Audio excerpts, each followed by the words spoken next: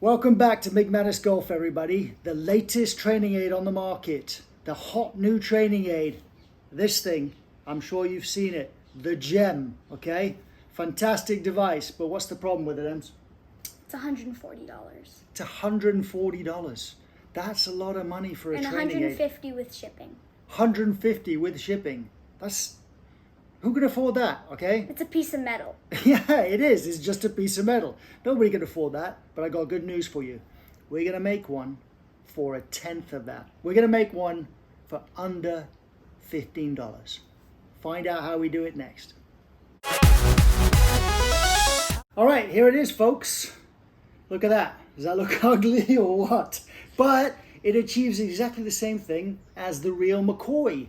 So, I'll show you the bits up close individually, but let's go through it. So do you remember what we got on here, Ems? So this is a copper electrical grounding clamp.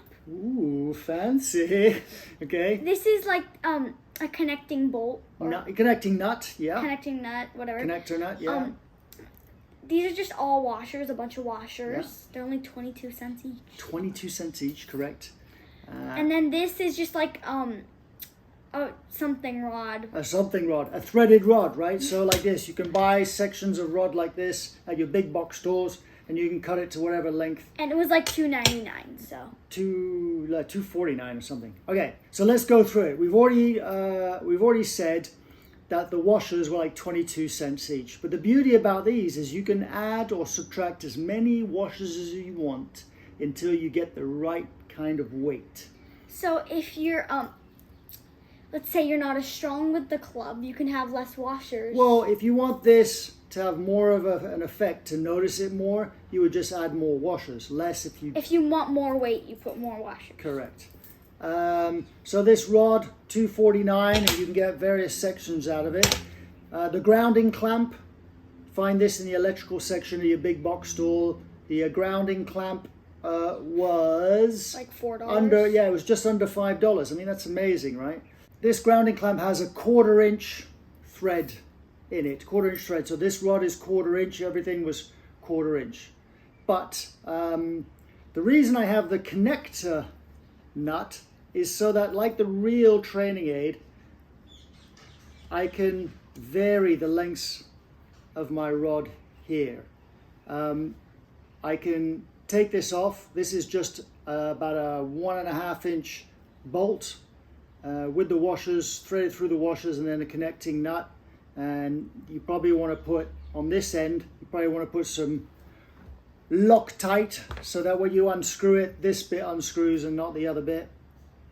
And then you can cut these rods down to various sizes like the real training. I think the real training aid comes with 2 or 3 different size length rods. You can cut that down, but basically, this is why I have the connector nut, and when you want to take the whole thing off, it's very easy. Actually, I used a hacksaw to, I like it when you say really, can you just hold the golf club, when you say really easy, and then it doesn't turn. That makes you seem like you don't know what you're talking about. God, it's so difficult. I don't know why it won't undo now. Did you put more glue on it? No, I just think it's because I hacksawed it. It's a very tight thread. But anyway, cut long story short. And the hacksaw is only like 15 or 20 bucks, so. Yeah, hacksaw, everybody has a hacksaw. It's coming out. It's because the thread is, when you cut something off, the thread isn't completely clean. No, stop. You won't be able to turn it.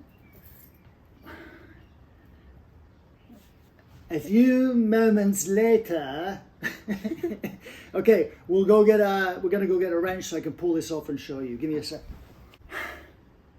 Okay, sorry about that. Like I said, you can easily unscrew this. So you're making your practice swings with this on, and then you want to take it off really quickly. A few twists, bang, go hit balls. It's not on there.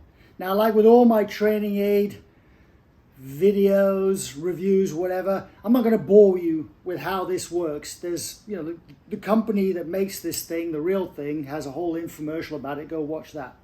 But this is pretty self-explanatory. Under $15 does exactly the same thing as the $140 training aid, $150 by the time you get it home. What do you think, Ems? If you already bought the $150 one, return it. You just wasted $125. No, you didn't waste it. You didn't waste it. The real training aid gets fantastic reviews, and of course, much sleeker design than this. But not everybody can fork out $140 for training aid. So that's the point of these videos. I make the poor man's one for you. And you can always try this. And if you think it works really well and you love it, go get the real thing, right? All right, we're going to do a short video outside of me or Emmy swinging this thing. In the description, there'll be a link to all of the other training aid videos, or the poor man training videos. I've got a few of them. They're getting rave reviews, and go check those out. But otherwise... And also in the description, we'll have the link to the real thing. The link to the real thing. Yeah, I might do that. Yeah, why not? Okay, that's it, folks. Thanks for watching. Remember to like and subscribe. Bye. Bye. Okay, so the grounding clamp. As you see, it fits perfectly around a golf grip. And just to take it on and off, you just need like a flathead screwdriver. There you go. So you need that. This is what the weight section is made up of. A short bolt, a connecting nut, and a bunch of washers. You just have to put as many or as few washers in to taste, really. Next, we have the threaded rod. So you can get lengths like this, even longer ones than that. And I chose to go with this length, but you can cut them down to whatever length you want. And then finally, a bit of thread lock, just so that when you're unscrewing the device from your club, it all doesn't come apart in the areas that you don't want it to come apart in. It just unscrews from the correct end. Okay, that's it. Bye. All right, so there it is. As in the infomercial, you can see it does exactly the same thing.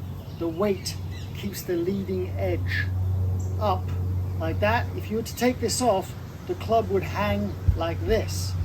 But with this weight on, it hangs like that, so that when you swing it, it automatically wants to, on your backswing, it wants to get to that position there. It doesn't want to be like that. It goes back. It doesn't want to be like that. It goes back. That's it. That's how it works. My able assistant is going to demonstrate. Okay, so I'm choking down a bit because this is my dad's club, not mine. So it's a little too big for me, but it just works like that. And it makes your backswing